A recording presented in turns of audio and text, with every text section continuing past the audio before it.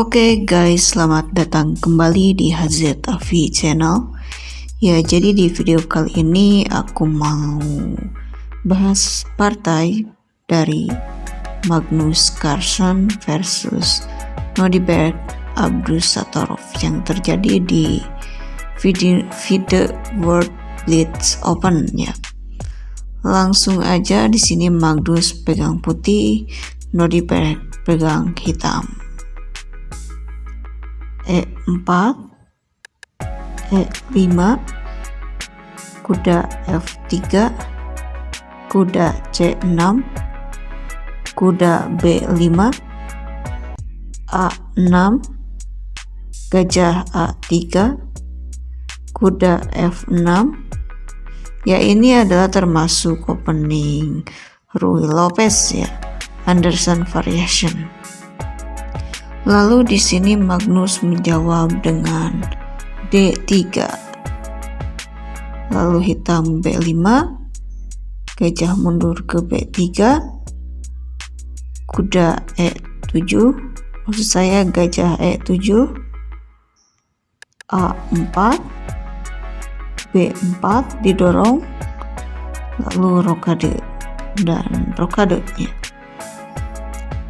Lalu di sini putih melangkah kuda D2 ya, untuk pengembangan perwira tentunya, dan dibalas oleh hitam dengan langkah D6 ya. Dia juga ingin mengembangkan gajahnya. Lalu putih menjawab C3 dan hitam melakukan pinning terhadap gajah ya, sekaligus melakukan pembelaan terhadap pion B4. Lalu putih menggeserkan benteng ke E1 dan dibalas oleh hitam, kuda ke A5 mengancam gajah putih. Dan di sini gajah putih wajib mundur ke A2 ya. Lalu hitam melangkah C5 dan dibalas oleh Magnus D4. Dia ingin menghancurkan sentrumnya. Lalu BX C3, BX C3, CX D4, CX D4, kuda C6, D5, mendorong dan mengusir kuda ya. Lalu kudanya lari ke B4 mengancam gajah putih. Lalu di sini karena ini adalah gajah yang cukup baik ya, kalau untuk putih, gajah putih itu termasuk gajah yang aktif ya, yang bisa membantu untuk menyerang gitu. Lalu gajah diselamatkan ke C4. Dan di sini kuda ke H5. Sepertinya dia akan mengincar petak F4. Lalu dilanjut oleh putih melangkah A5 ya, didorong terus ke depan. Dan jawaban hitam adalah kuda F4. Dibalas oleh Magnus kuda F1 dengan tujuannya mungkin nanti dia akan mengincar petak G3 ya, dan membantu penyerangan ke sayap raja. Ya, dilanjut jawaban hitam yaitu gajah G4 melakukan pinning terhadap menteri, dan kuda di sini lari ke E3 ya untuk mengancam gajah karena tadi gajahnya melakukan pinning terhadap menteri. Dan di sini gajah mundur ke H5. Lalu benteng ke A3, dibalas menteri ke C7 ya. Dan di sini Magnus melangkah gajah D2 ya, dia ingin mengaktifkan perwira-perwiranya. Dan di sini hitam melangkah gajah XF3 dan tentunya dimakan oleh menteri XF3. Lanjut kuda ke C2 mengancam benteng yang berada di A3, dijawab oleh Magnus dengan memakan kudanya ya. Dan di sini menteri X C4 ya. karena jika kuda sudah di depan itu sudah termasuk berbahaya ya, jadi harus dimakan oleh Magnus. Dan di sini jawaban Magnus adalah Ster ya, kuda E3, dan jawaban hitam adalah menteri ke D4 mengancam gajah. Jawaban putih yaitu membela gajah dengan benteng D1. Dan di sini menteri lari ke C5 karena dilakukan pinning oleh benteng ya. Dan langsung saja di sini Magnus melangkahkan kuda F5. Nah, tadi di sini sebetulnya menurut saya kalau misalnya di pinning seperti itu memang harus pindah, tapi jika kuda sudah ke F5 itu cukup berbahaya juga ya. Jadi tadi waktu saat posisi seperti ini mungkin bisa lebih enak ya kalau hitam menjawab G6 seperti ini. Mungkin gitu ya pendapat saya. Kalau pendapat kalian gimana? Boleh ditulis di kolom komentar ya. Kita lanjut aja, tadi menteri ke C5 ya, dan kuda masuk ke F5 mengancam gajah.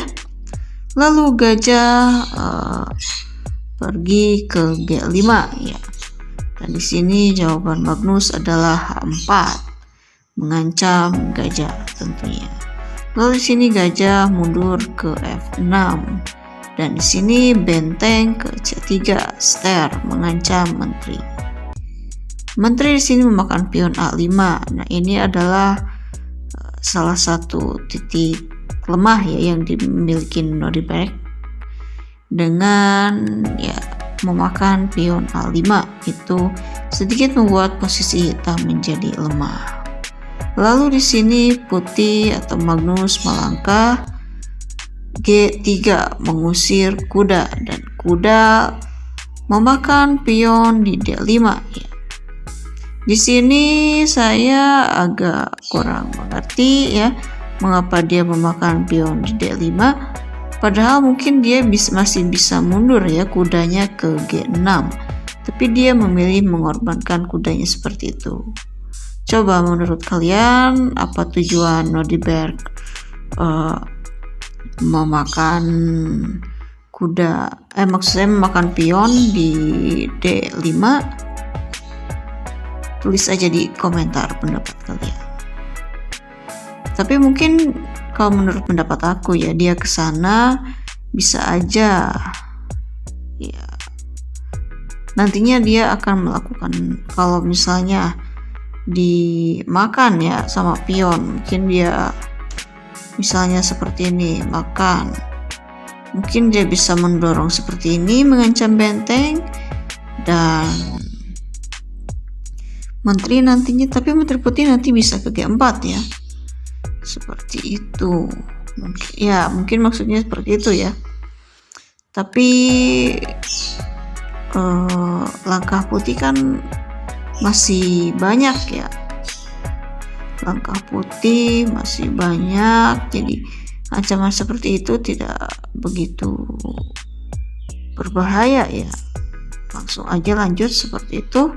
Lalu di sini nah tadi seperti ini ya, kuda memakan pion di D5 mengancam benteng, lalu benteng bergeser ke A3 ya melakukan langkah Ster pindah ke C5 di sini.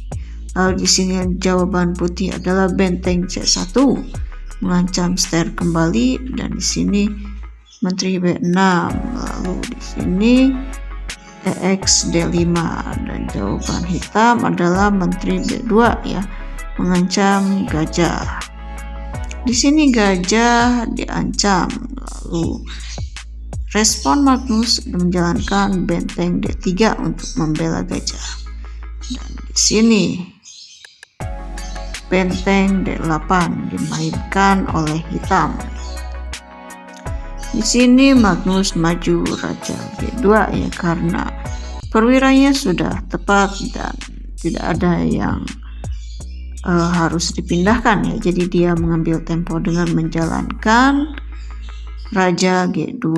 Lalu hitam menjawab dengan menteri B5. Dan di sini jawaban Magnus adalah benteng C6 ya, mengancam pion untuk memperjelas keunggulan. Lalu di sini jawaban hitam adalah benteng E8 untuk mengancam ancaman garpu terhadap benteng dan menteri. Dan sini jawaban putih adalah kuda XD6 ya, dia mengancam benteng sekaligus menjaga dari ancaman garpu ya, menjaga petak E4. Di sini jawaban hitam adalah tetap mengancam garpu seperti itu ya, otomatis dimakan aja oleh Magnus. Dan di sini Nordiberg Abdusattorov menyerah karena memang posisinya sudah tidak memungkinkan ya. Untuk permainan catur blitz pasti terkendala oleh waktu juga. Dalam posisi seperti ini ya berat untuk mengambil menang atau hasil seri, apalagi lawannya seorang Magnus Carlsen. Ya, jadi segitu dulu video dari aku. Mohon maaf kalau banyak kesalahan. Kalau ada diskusi tulis aja di komentar dan jangan lupa subscribe. Bye-bye.